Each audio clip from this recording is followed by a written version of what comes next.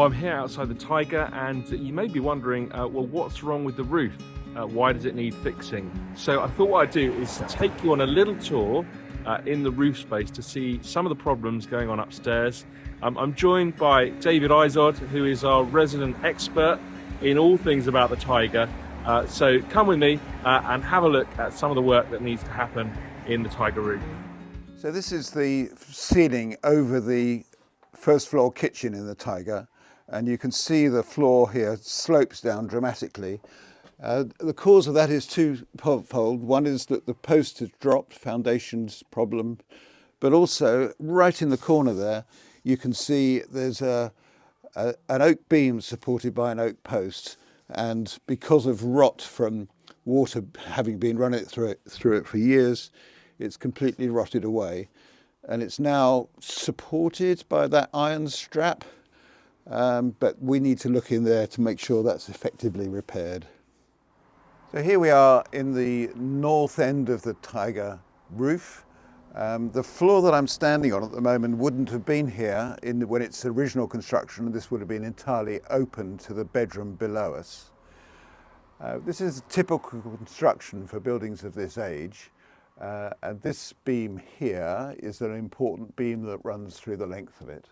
And over the top of it there are collars, which is this bit here, and you can see them here as well. And they're supposed to be straight, and they're not supposed to be bent like this is right over the top. So this is broken because the roof has moved apart and dropped slightly like this. So this one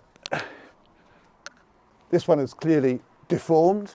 This one here has completely snapped, and it should go into this bit here, but it's completely missing.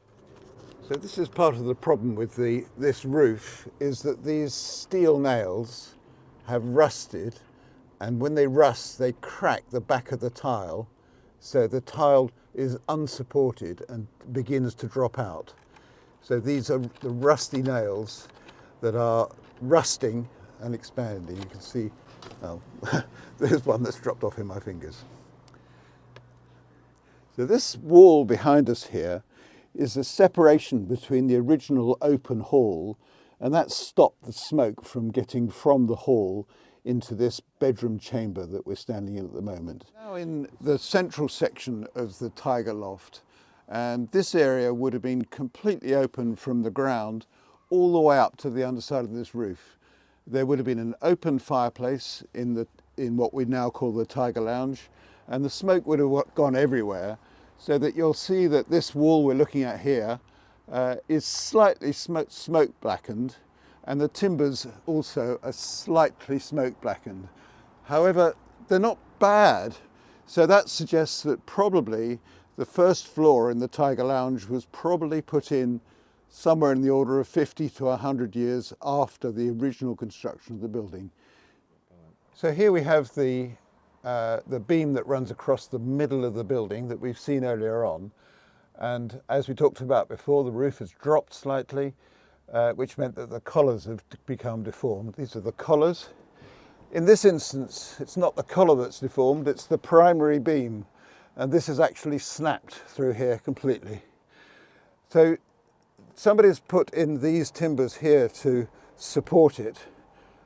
These timbers are quite old, so they're probably at least 150 years old, possibly more. So this failure obviously happened a long time ago. There is infestation, beetle infestation here. This is woodworm probably, but this is more likely to be deathwatch beetle. And also the rafter sags very dramatically down there, as do all of these. So we might need to do some strengthening works there as well. This is the front elevation of the Tiger building, the brickwork built in the 18th century. At the head there, you can see the brickwork is bulging outwards, and that's as a result of the main frames having lost their tie and spreading outwards. So we need to take that down and rebuild it.